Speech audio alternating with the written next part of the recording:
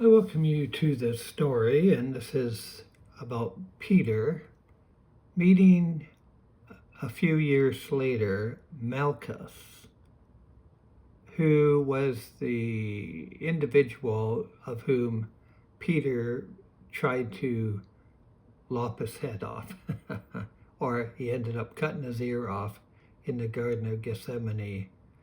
And Malchus, he gets saved because of the mercy of God. And he comes and he comes and he has a time with Peter, uh, greeting him and wanting to talk. Enjoy this message, this story.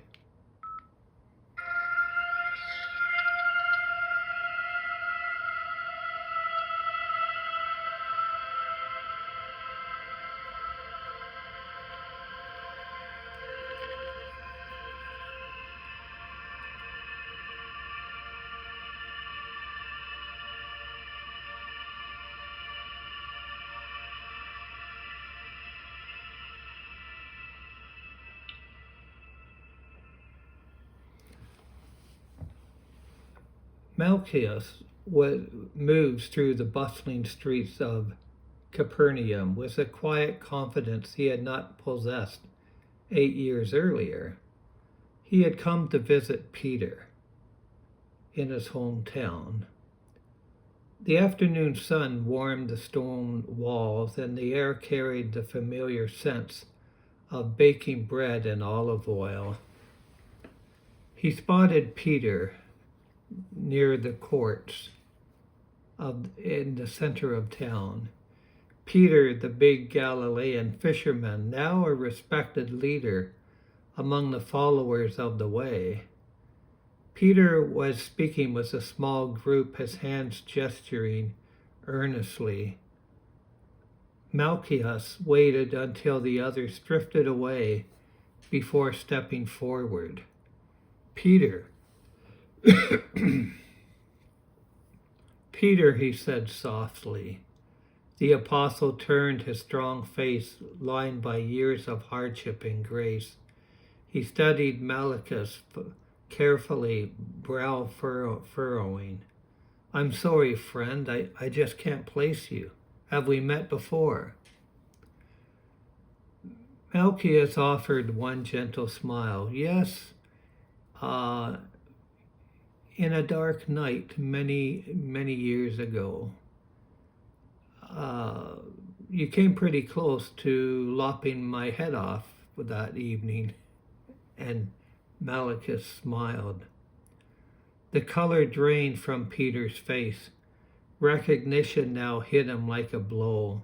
For a moment he was back in the olive grove of Gethsemane, torches sputtering, swords glinting, the sharp cry of pain as his blade sliced through the flesh and bone of Malchus.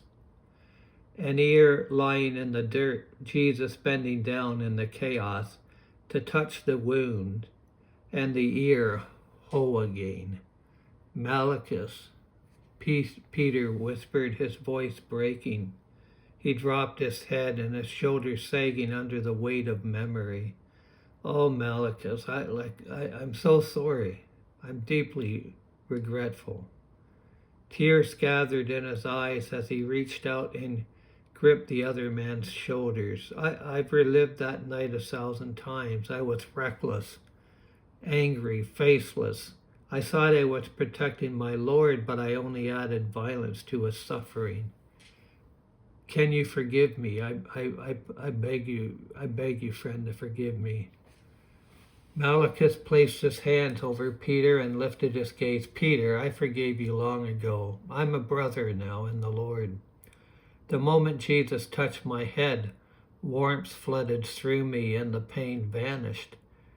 In that instant, everything changed. I couldn't hate the man whose sword had struck me, not when the very one you tried to defend healed me with such mercy. He paused, his voice softening with understanding. I kept hearing his words from the cross. Father, forgive them, for they know not what they're doing. I realized I was one of them. I came to arrest Jesus with clubs and spade blades, and yet he restored me. And you, at least you were trying to stand by him. You were willing to fight when everyone else fled. Peter shook his head, fresh sorrow etching his features. Yes, but as you know, Jesus said that very night, those who live by the sword will die by it. I was so blind. I wanted to save him with force when he had come to save us through surrender. My courage failed him completely, first with the sword, then with my denials by the fire. I'm not worthy even to be called his apostle in a way. Malchus smiled gently. Yet here you stand, feeding his sheep as he commanded, and here I am, healed by the same hands that were nailed to the cross for both of us. The past is forgiven, Peter. Let us leave the shame of that garden in the dust where it belongs. Peter's eyes brightened with sudden joy. He clasped Malachi's forearm in the firm grip of brotherhood. Then you must come to my home tonight. Share a meal with me and my family. I'd be highly honored if you would. Malchus accepted with a warm nod. That evening in Peter's simple home, the two men sat across from each other over bread, fish, and olives. As the sun dipped low and the shadows lengthened, Peter brought out the loaf and the cup. They shared communion together, remembering the broken body and poured out blood of the Lord who had changed both of their lives forever. When the bread was broken and the cup passed between them, Peter looked at Malchus, his voice sick with emotion. From this night on, you're not the man I once struck in anger. You're my brother in Christ. They rose and embraced, two men once divided by a sword, now bound by grace. The hug was long and heartful, full of the kind of love that only forgiveness can burst. In the years that followed, Malchus became a devoted disciple among the growing community. He served quietly, caring for the poor and sharing his testimony wherever he went. But his bond with Peter was especially deep.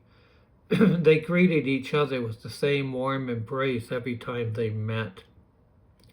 Their friendship stood as a living testimony, a would-be killer and his victim, a denier and the healed, now forever brothers in the family of God.